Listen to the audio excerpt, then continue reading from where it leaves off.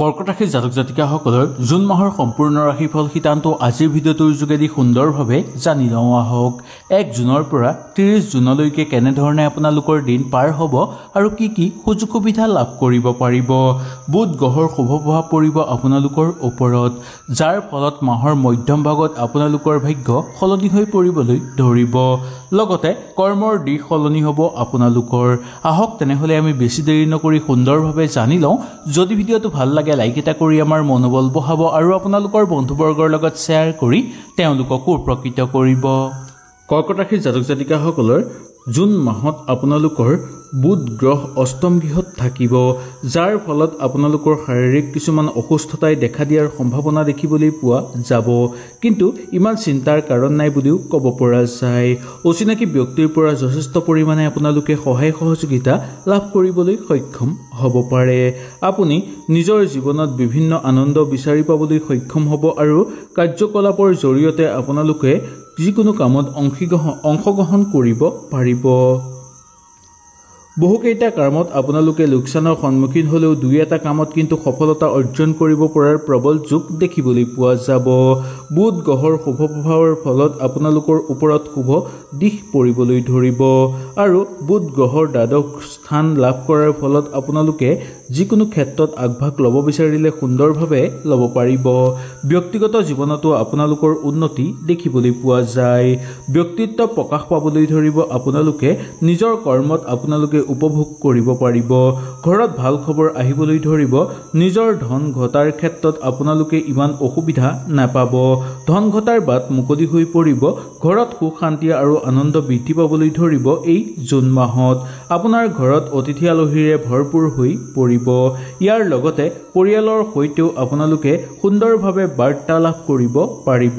কাৰ্যকলাপৰ জৰিয়তে পৰিয়ালকো আনন্দিত কৰি আপোনালোকে তুলিব পাৰিব। এই জুন মাহত আপোনালোকে বহুকেইটা শুভ সংবেদ লাভ কৰিবলৈ সক্ষম হোৱা দেখিবলৈ পোৱা যায়, যাৰ ফলত আপুনি কোনো কথাৰ প্ৰতি আকৰ্ষণ হৈ পৰাৰ সুযোগ দেখিবলৈ পোৱা যায়। নিজৰ ওপৰত নিয়ন্ত্ৰণ ৰাখিবলৈ চেষ্টা কৰিব লাগিব। হাই কাজিয়াৰ পৰা যিমান দূৰত্ব বজাই ৰাখিব সিমান আপোনালোকৰ কাৰণে ভাল বুলি ক'ব পৰা যায়। কৰ্মক্ষেত্ৰত কোনো ক্ষেত্ৰত আপোনালোকে মন নিদিয়াকৈ থাকিব, কিন্তু সকলো ক্ষেত্ৰতে মন দিলে কিছু ক্ষেত্ৰত আপোনালোকৰ ক্ষতি হোৱাৰ আশংকা দেখিবলৈ পোৱা যাব। যেতিয়ালৈকে আপুনি নাজানে যে সেই কথাটো আপোনাৰ পক্ষে উচিত হ'ব, সেই কথাটোত কেতিয়াও আগভাগ লোৱাটো আপোনাৰ পক্ষে উচিত নহ'ব। আপুনি ব্যক্তিগত জীৱনত অহা বাধাবোৰ লাহে লাহে দূৰ কৰিব পাৰিব। আপুনি নিজৰ ইচ্ছাৰ মতে কিবা কাম কৰিবলৈ ইচ্ছুক হ'লে কৰিব পাৰিব, কিন্তু সেই কাম কৰাৰ আগত দুই এজনৰ লগত ভালদৰে পৰামৰ্শ ল'বলৈ একেবাৰে নাপাহৰিব। শিক্ষাৰ্থীসকলে শিক্ষাৰ ক্ষেত্ৰত পিতৃ মাতৃৰ পৰা সহযোগিতা লাভ কৰিব পাৰিব আৰু শিক্ষাৰ মানদণ্ড আপোনালোকৰ বৃদ্ধি পাবলৈ ধৰিব। আপুনি নিজতকৈ সকলোকে আপোন বুলি ভবাটোৱেই আপোনালোকক ক্ষতি কৰি তুলিব পাৰে বা কোনো আপোন মানুহে আপোনালোকক ক্ষতি কৰাৰ সম্ভাৱনা দেখিবলৈ পোৱা যাব পাৰে। দাম্পত্য জীৱনত আপোনালোকৰ ইমান অসুবিধা দেখিবলৈ পোৱা নাযায়। দাম্পত্য জীৱনত আপোনালোকৰ ঘৰত সুখ শান্তি বিৰাজ হোৱা দেখিবলৈ পোৱা যাব। বুধ গ্ৰহ একাদশ প্ৰতীক থকাৰ ফলতো আপোনালোকৰ বহুকেইটা শুভ ফল প্ৰাপ্তিৰ যোগ দেখিবলৈ পোৱা যায়। আপুনি সকলো কামৰ পৰা আগুৱাই যাব পাৰিব আৰু সকলো কামতে নতুন পদক্ষেপ দেখুৱাব পাৰিব। মাথো স্বাস্থ্যৰ প্ৰতি অকণমান আপোনালোকে লক্ষ্য ৰাখিব লাগিব। ঠাণ্ডা পানী খোৱাৰ পৰা অকণমান বাছি চলিবলৈ চেষ্টা কৰিব লাগিব। এই মাহত ফল মূল খাদ্য আপোনালোকৰ কাৰণে এই মাহটো অনুকূল বুলি ক'ব পৰা যায়। চকুৰ লগত জড়িত সমস্যা যদি আপোনালোকৰ হৈ আছে বা হ'বলৈ ধৰিছে তেনেহ'লে অতি সোনকালে ডক্তৰৰ পৰামৰ্শ ল'বলৈ একেবাৰে পলম নকৰিব। আপোনাৰ ৰাশিৰ অনুসৰি দেখিবলৈ পোৱা যায় যে শনি অষ্টম গৃহত স্থাপন হ'ব, যাৰ ফলত আপুনি পূৰ্বতেই কৰি থোৱা কিছুমান কামৰ শুভ ফল পাবলৈ সক্ষম হ'ব আৰু পূৰ্বৰ শুভ ফলৰ ফলত আপোনালোকে বহুকেইটা অৰ্থ উপাৰ্জন কৰিবলৈ সক্ষম হ'ব। লগতে বহুকেইটা দিশ আপোনালোকৰ মুকলি হৈ পৰিব। বিনিয়োগৰ ক্ষেত্ৰতো আপোনালোকৰ ইমান অসুবিধা দেখিবলৈ পোৱা নাযাব, বৰঞ্চ লাভ বৃদ্ধি হ'ব। ধন প্ৰাপ্তিৰ প্ৰবল সম্ভাৱনা দেখিবলৈ পোৱা যায়।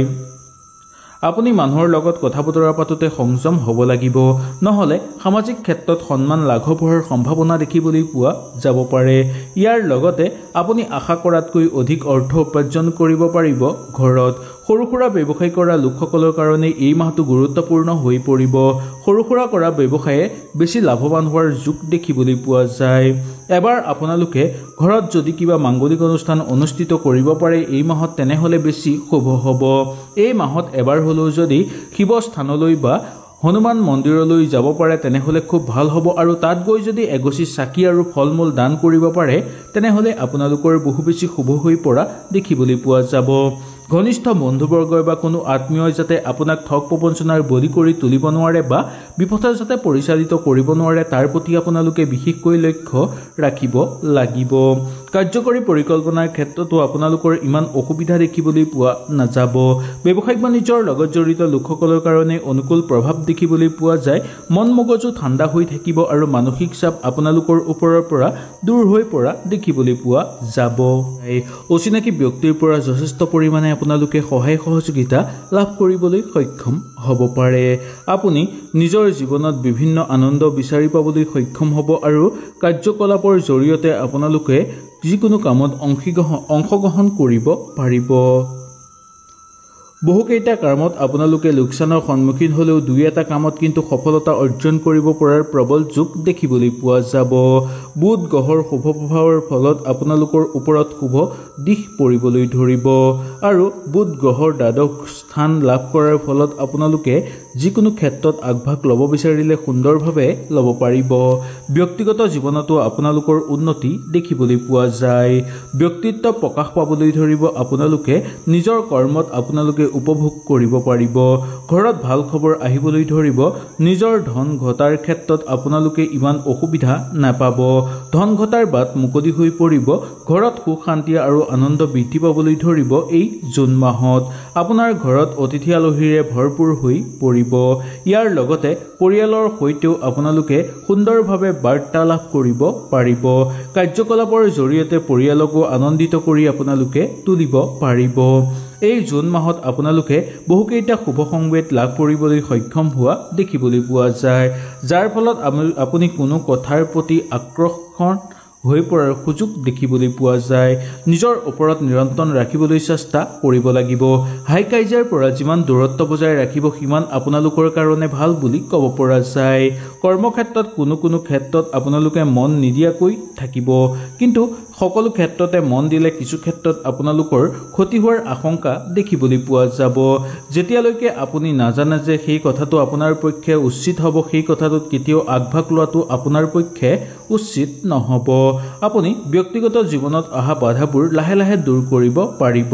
আপুনি নিজৰ ইচ্ছাৰ মতে কিবা কাম কৰিবলৈ ইচ্ছুক হ'লে কৰিব পাৰিব, কিন্তু সেই কাম কৰাৰ আগত দুই এজনৰ লগত ভালদৰে পৰামৰ্শ ল'বলৈ একেবাৰে নাপাহৰিব। শিক্ষাৰ্থীসকলে শিক্ষাৰ ক্ষেত্ৰত পিতৃ মাতৃৰ পৰা সহযোগিতা লাভ কৰিব পাৰিব আৰু শিক্ষাৰ মানদণ্ড আপোনালোকৰ বৃদ্ধি পাবলৈ ধৰিব।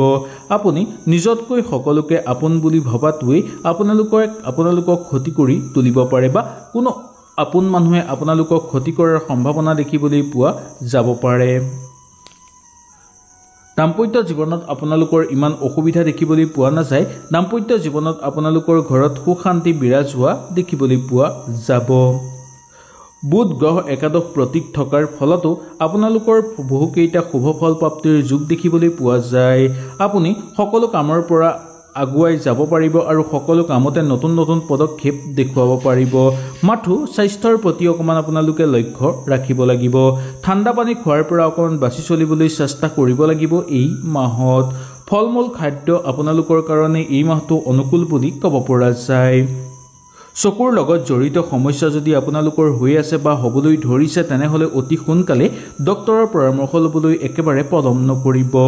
আপোনাৰ ৰাশিৰ অনুসৰি দেখিবলৈ পোৱা যায় যে শনি অষ্টম গৃহত স্থাপন হ'ব, যাৰ ফলত আপুনি পূৰ্বতেই কৰি থোৱা কিছুমান কামৰ শুভ ফল পাবলৈ সক্ষম হ'ব, আৰু পূৰ্বৰ শুভ ফলৰ ফলত আপোনালোকে বহুকেইটা অৰ্থ উপাৰ্জন কৰিবলৈ সক্ষম হ'ব। লগতে বহুকেইটা দিশ আপোনালোকৰ মুকলি হৈ পৰিব।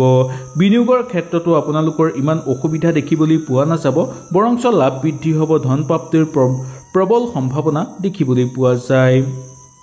আপুনি মানুহৰ লগত কথা বতৰা পাতোতে সংযম হ'ব লাগিব, নহ'লে সামাজিক ক্ষেত্ৰত সন্মান লাঘৱ হোৱাৰ সম্ভাৱনা দেখিবলৈ পোৱা যাব পাৰে। ইয়াৰ লগতে আপুনি আশা কৰাতকৈ অধিক অৰ্থ উপাৰ্জন কৰিব পাৰিব। ঘৰত সৰু সুৰা ব্যৱসায় কৰা লোকসকলৰ কাৰণে এই মাহটো গুৰুত্বপূৰ্ণ হৈ পৰিব। সৰু সুৰা কৰা ব্যৱসায়ে বেছি লাভৱান হোৱাৰ যোগ দেখিবলৈ পোৱা যায়। এবাৰ আপোনালোকে ঘৰত যদি কিবা মাংগলিক অনুষ্ঠান অনুষ্ঠিত কৰিব পাৰে এই মাহত, তেনেহ'লে বেছি শুভ হ'ব।